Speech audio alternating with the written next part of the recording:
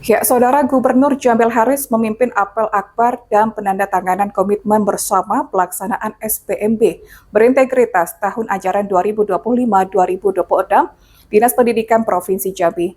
Gubernur Al Haris berharap proses penerimaan murid baru tahun ini benar-benar berintegritas agar hasilnya berkualitas guna meningkatkan mutu pendidikan secara konsisten. Pemerintah Provinsi Jambi melalui Dinas Pendidikan Provinsi Jambi menggelar apel akbar dan penandatanganan komitmen bersama pelaksanaan sistem penerimaan murid baru atau SPMB berintegritas tahun ajaran 2025-2026. Pada Selasa pagi 10 Juni 2025 di SMK Negeri 1 Kota Jambi.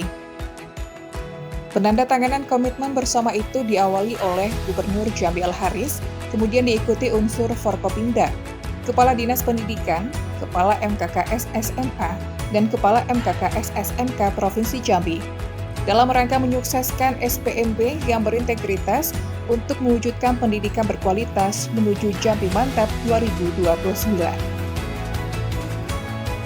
Adapun isi komitmen bersama tersebut adalah untuk memastikan pelaksanaan SPMB yang berintegritas dengan mengutamakan prinsip objektif, transparan, akuntabel, bermartabat, dan tanpa diskriminasi.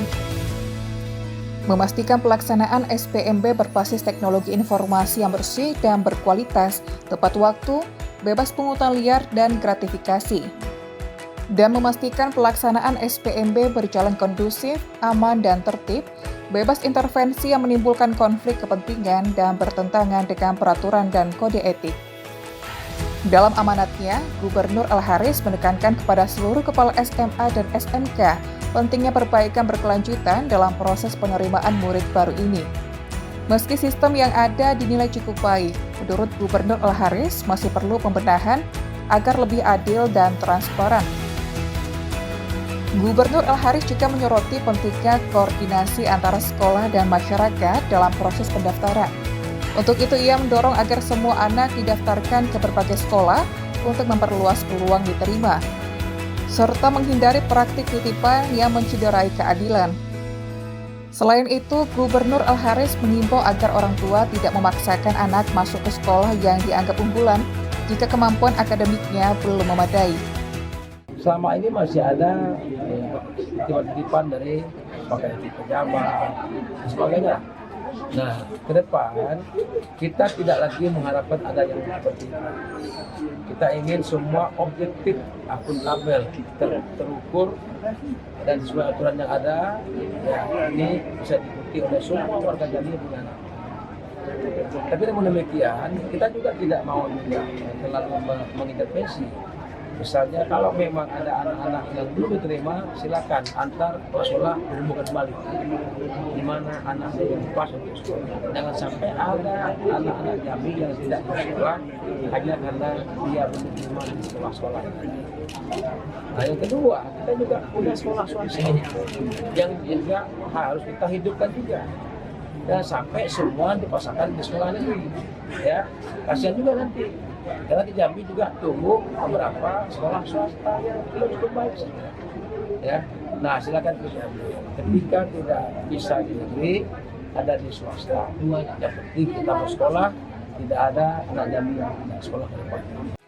Kepala Dinas Pendidikan Provinsi Jambi, Syamsur Rizal, juga mengharapkan kepada masyarakat semua kegiatan SPMB ini dapat tersosialisasikan mulai dari hari ini hingga 26 Juni 2025 mendatang, agar bisa terlaksana dengan rapi, baik, dan tertib.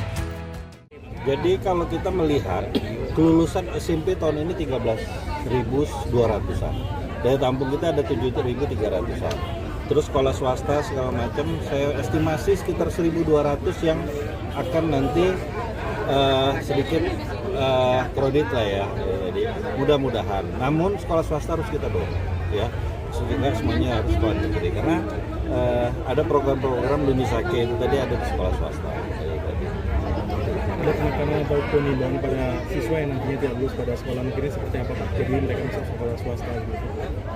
Kita berusaha dia tertampung semuanya di sekolah negeri dulu.